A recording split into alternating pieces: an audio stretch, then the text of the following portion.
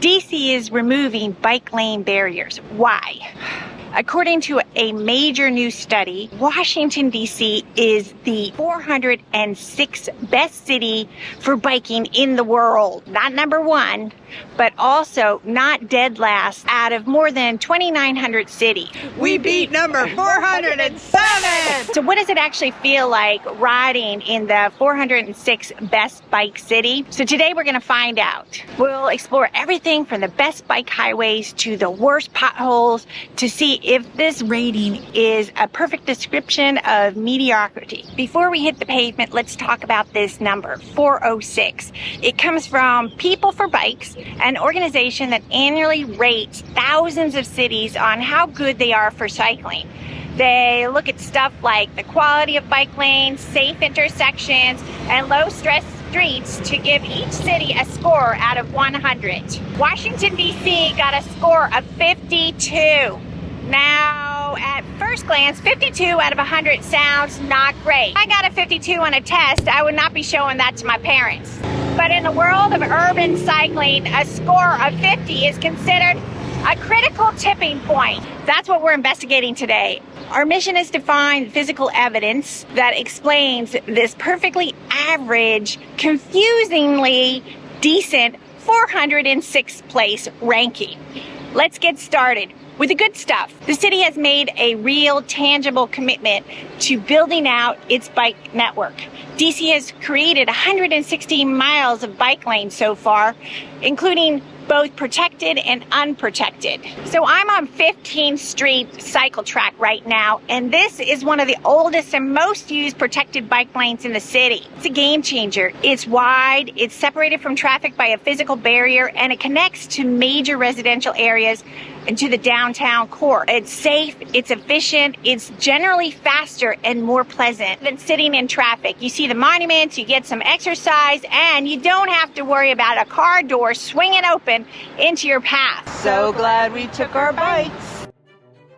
This is what a bike advocate dreams of. The thing I'll give them a shout out for is the infrastructure. There's a growing number of protected bike lanes and low stress bike infrastructures. Any kind of rider feels comfortable and safe. We're also seeing a lot of asphalt art, which convinces drivers to slow down a little bit. And it also drivers just instinctively don't want to drive in that paint. So DC is a gold on our rating, which means it's not a platinum, Right. but it's pretty far up. Now, when you compare it to cities around the world, that's a different scale. The People for Bike score gives DC a decent mark for access to parks, retail, for your daily life, to get to the doctor's appointment, grab some groceries, and just ride along the beautiful Potomac River. When you're on a route like this, you feel like you're in a world-class biking city of cycling utopia. But that dream, unfortunately, doesn't last. And here is where we find the answer to why DC isn't number one. For every perfect bike lane, like the one on 15th Street, there's a stretch of road like this. This is what it's called, bike lane roulette. You're riding along, feeling really safe in the protected lanes, and then it just comes to an end. Whoa! It vanishes. Then it becomes a share where you're supposed to share the road with the big buses and the crazy cars. Those painted bike symbols on the road that are little more than thoughts of prayers, hoping that the driver behind you is paying attention. This is the classic DC biking experience. It's a network full of gaps. One minute you're in a cycling paradise, and next you're fighting for your life in a lane of traffic. And then there's the maintenance, or the lack of it. Bike lanes often become collection points for all city debris. Broken glass. Oh, watch out for the glass! Ah! I've seen potholes in bike lanes that could swallow up a small wheel. This inconsistency is dangerous. This is the reality of DC biking. It's the patchwork of very good intentions and frustrating neglect. It's the reason why, despite all the progress, the city is stuck at 406. The good parts are great, but the bad parts could be terrifying.